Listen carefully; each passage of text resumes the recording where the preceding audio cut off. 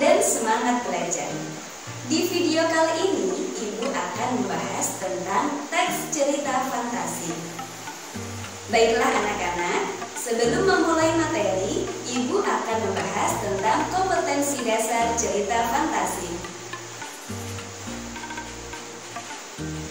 Kompetensi dasar teks cerita fantasi adalah 3.3. Mengidentifikasi unsur-unsur cerita fantasi yang dibaca dan didengar.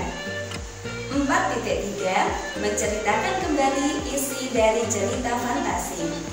Sedangkan tujuan pembelajaran teks cerita fantasi adalah 1. Siswa mampu merinci struktur teks cerita fantasi dengan tepat. 2. Siswa mampu menyimpulkan karakteristik bagian-bagian pada struktur cerita fantasi. Apakah kalian pernah menonton film cerita Rakyat Buto Ijo dan Timun Emas? Atau cerita Bawang Putih dan Bawang Merah? Nah, itu semua merupakan contoh dari cerita fantasi. Jadi, apa sih cerita fantasi itu? Teks cerita fantasi adalah cerita fiksi yang berjenis fantasi atau dunia imajinatif yang diciptakan oleh penulis.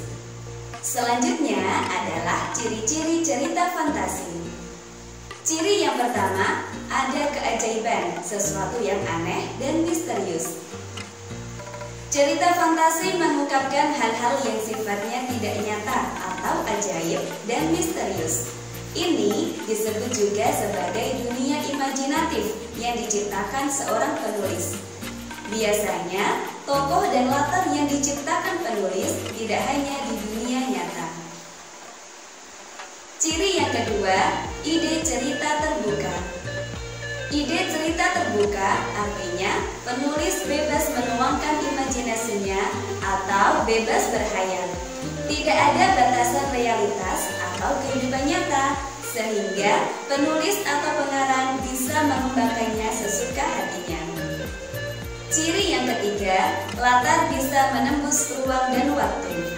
Cerita fantasi bisa menggunakan latar apapun dalam penulisannya, mulai dari yang ada dalam kehidupan sehari-hari hingga tidak ada atau bersifat karangan. Pada peristiwa ini, cerita juga berpindah-pindah dari berbagai latar, tidak terbatas ruang dan waktu. Selanjutnya, ciri yang keempat yaitu ada tokoh yang tidak biasa atau unik.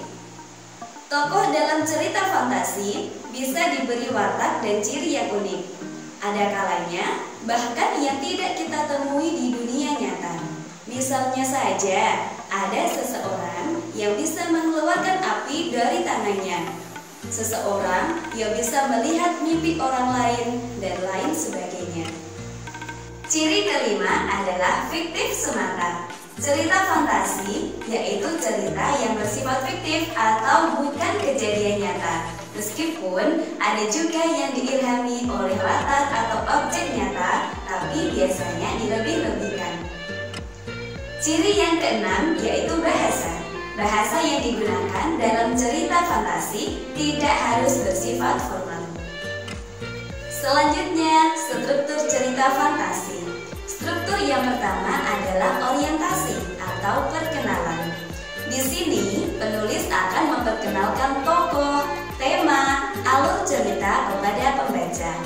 Contoh, di sebuah dusun kecil, hiduplah seorang anak kecil. Dia berjulukan Cakra. Struktur yang kedua, komplikasi. Ini adalah tahapan munculnya permasalahan hingga menuju puncak permasalahan dalam cerita.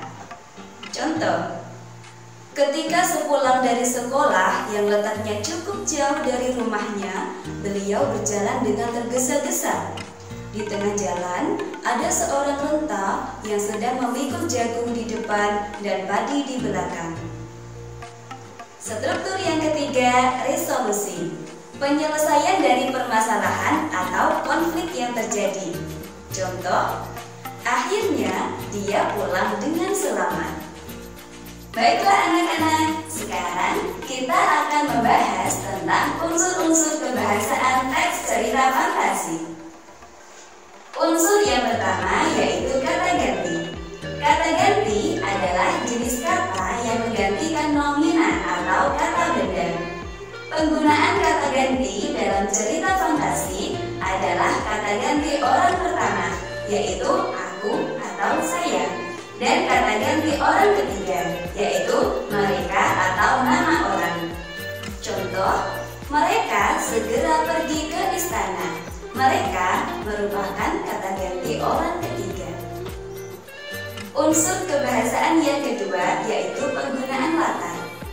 Penggunaan latar dalam teks cerita fantasi dibagi menjadi 3, yaitu latar tempat, latar waktu, dan latar suasana. Contoh, saat tengah malam, Putri menangis seorang diri di kamarnya. Saat tengah malam merupakan latar waktu, Putri menangis adalah latar suasana, dan di kamarnya merupakan contoh dari latar tempat. Unsur kebahasaan yang ketiga, konjungsi temporal, merupakan kata hubung sebagai penanda urutan waktu. Misalnya, setelah itu, ketika, sebelum, akhirnya, dan lain sebagainya.